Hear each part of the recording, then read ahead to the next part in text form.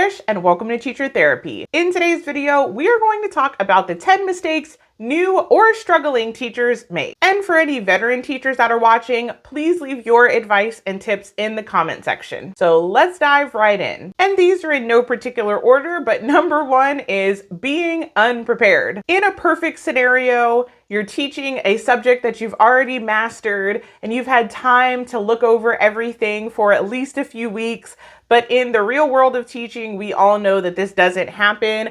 I've known teachers that have gotten switched from teaching 5th grade to 1st grade, and they had to come up with everything from scratch in a night or two. So I get that sometimes things are out of your control, but you want to try your hardest to stay a few steps ahead of the student. If you're teaching a new subject, make sure you're working through all of the different problems or assignments in the activities or homework that you're giving out, because the worst and the most embarrassing thing to have happen is for somebody to discover that you don't actually know what you're teaching. And so you really want to make sure that you are practicing what you're going to say and do, especially in the first weeks of school. It's also important to over prepare. As a rule, I would suggest having 3 times the amount of what you think you need to fill the blocks up. So if you're in middle school, that might be a 50-minute block or a 90-minute block. If you're an elementary teacher, sometimes you might have blocks that are a couple of hours long. So you want to make sure you have tons of extra bonus activities,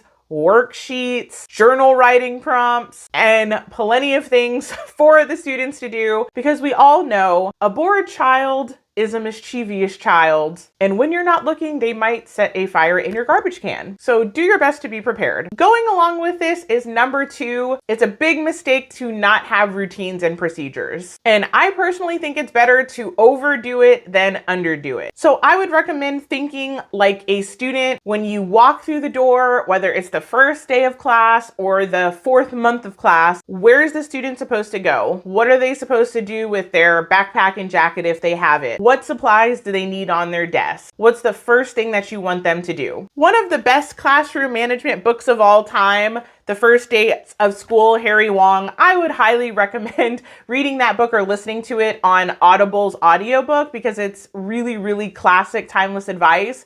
But he advises having a morning assignment or a do now, something that's either projected on the board or it's just in your routine that the first 10 minutes of class, maybe they're writing in their journal, or they have something very specific that they're supposed to be doing, which absolutely must be a silent activity so that you have time to take your attendance and do little administrative tasks without having to chase children around the room. Of course, you want to set your rules really early on. They used to recommend coming up with class rules together as a class. It's totally up to you. If you think that that's going to be helpful, you can try that method as one of your first day activities. But I would suggest between 3 and 5 rules. Many people would say the less rules, the better, because the big point with the rules is you want to be able to enforce them. And if you have far too many rules, then it's going to get a lot harder and kids are going to figure out that you're not serious about the expectations that you've given them. I'd also recommend making rules and procedures as visual as possible, which often means posters that are laminated or anchor charts that have your rules, that have what you want for the do now, that have, if you're in elementary, especially where they're supposed to line up, what the procedure is for how you want them to put a heading on their paper, if kids are using paper anymore. You just want to make things so obnoxiously crystal clear that when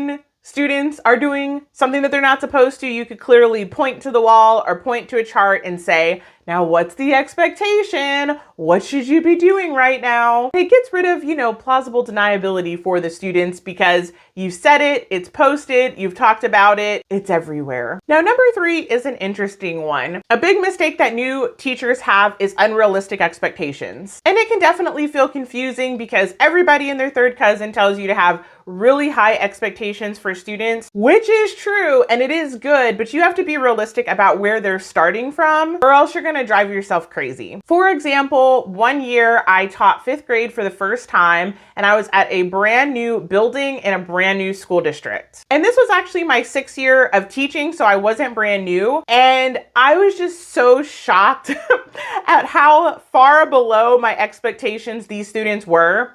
I'm just gonna go ahead and say they acted like feral cats. But as I looked around the building, all the students were acting like feral cats. So the kids had been in this environment where, for whatever reason, the building had really low standards and expectations for how students were supposed to behave. So I went in thinking that we were going to write one 5-paragraph essay per week. And when I told my team teachers this, they both laughed out loud and said, "You'll be lucky if you get one 5-paragraph essay in the first quarter." And I didn't believe it, but these particular students were just so far below standards on their grit and their discipline and their willpower and their reading and writing abilities and their self-control and everything. I really felt like I was dealing with maybe kindergartners going into first grade instead of fifth graders. So I had to really step back and realize what I was working with and still have high expectations, but have those expectations take into consideration where I was starting from.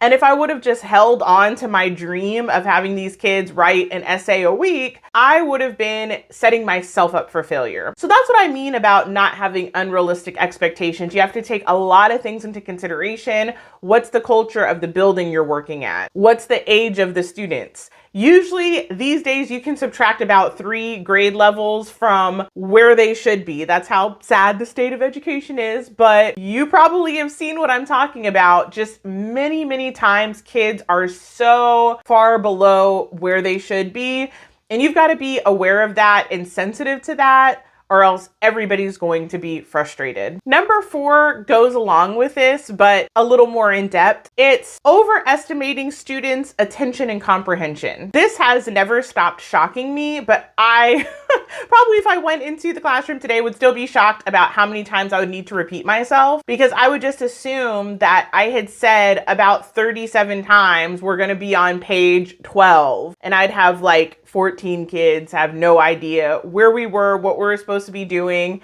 So you have to build all of that in. You might have to do think, pair, shares and say, now look at your partner and tell them, what page are we supposed to be on? Everybody take your pointer finger and point to the page, look down at it. What number is it? Page 12. It feels ridiculous, but I don't want to say airheadedness because that sounds rude. We'll say the flightiness of students is just an epidemic at this point. The attention spans are so low. Auditory comprehension and even visual comprehension of following along is so low that you have to build in repetition into your daily lesson plans just to make sure that everybody is tracking with what you're supposed to be doing. Now, of course, you're also going to have students that get things laser fast and they're ahead of the game and they're always finished early. So you want to make sure you're keeping those students in mind too. Do your best to have enrichment activities or even activities that students that are gifted or that finish early can enjoy. I used to simply let kids pick their favorite novel to read if they finish before everybody. These days, most districts have purchased some kind of one-to-one device and many educational apps, and they can make sure they're working on that when they're done with their assignment. But you want to keep both kinds of students in mind when you're going through your daily lessons, the ones that take 12 repetitions and the ones that are finished before the one other kid figures out where we are in the textbook. You want to have a plan for all of your learners. These days, you might also have to build in things like brain breaks or shake breaks. Those are just maybe like 30 to 60 seconds where kids can get up and move around and maybe wiggle and be a little silly just so that they can move and then go back to doing what they're doing. Because again, stamina for sitting, working, and thinking is at an all-time low. And I know we've all heard the word engagement more times than we ever want to hear in our life.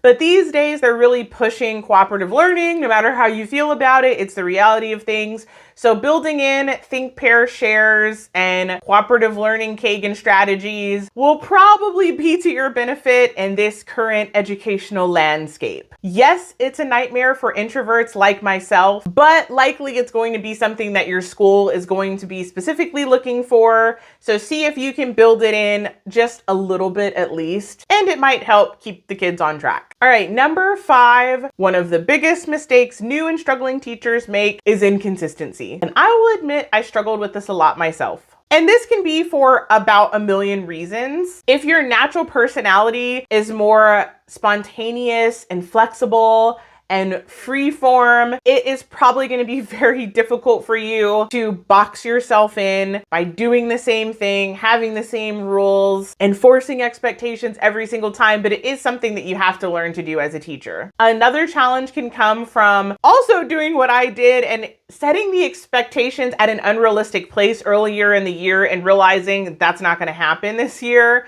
So it's okay to adjust and pivot, but you just want to make sure that whatever you tell students, you're sticking to it. I think the most important classroom management strategy of all time is consistency. And that's why, again, going back to the earlier steps, you want to try to manage the amount of rules you have so you don't overwhelm yourself. So really think about when you're coming up with rules and procedures, what's your biggest pet peeve? If you've not taught before, you may not know, but for most teachers, it's going to be talking out of turn, arguing back, and being out of one's seat. Those are just, or for a lot of people these days, it's kids touching each other and having their hands all over each other.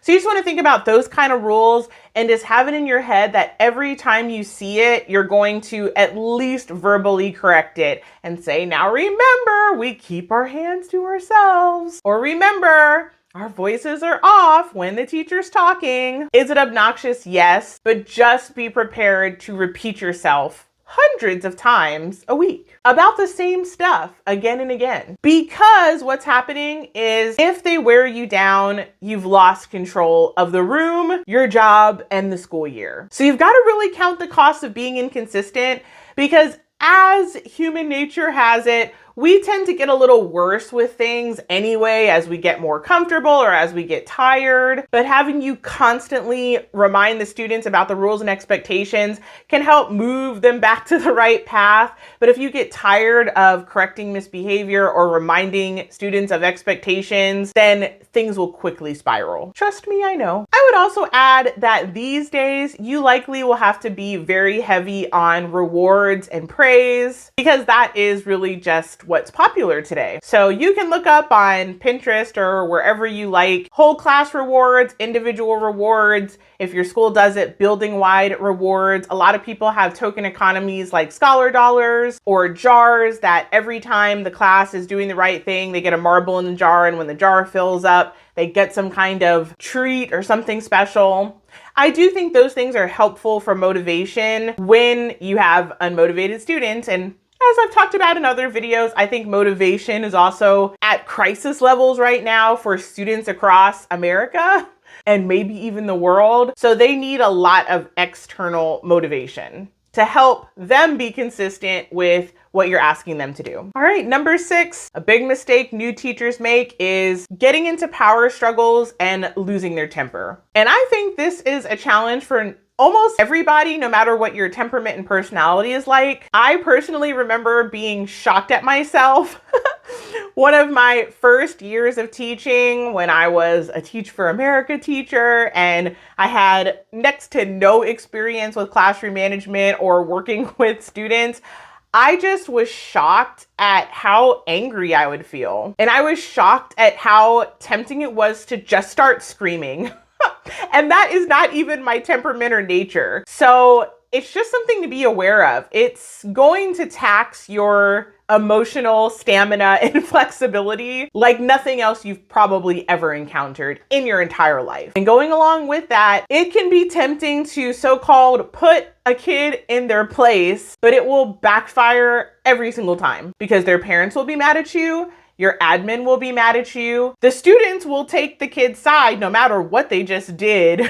And these days, it just doesn't work. So you have to really take a lot of deep breaths and practice staying even-keeled and not just waylaying the kid for whatever it is they've done for however many times they've done it. If you can do it, I always recommend pulling a kid aside and having a one-on-one chat. If you need a minute, you can tell them, hey, let's talk about this in about 10 minutes. I'm going to keep doing XYZ. If you have to move them to another seat, or if your school allows it, maybe even have them wait outside for you for a couple of minutes to cool off if you're sure they're not going to run. There's a lot of little strategies that you could use, but just make sure that you do not publicly lock horns with a student. It never ends well. All right, going along with that, we have number 7. It is very common for new and veteran teachers to take things personally. This number right here is, truth be told, why I can't be a teacher. Because I don't care how many times people tell me not to take something personally, I'm going to take it personal.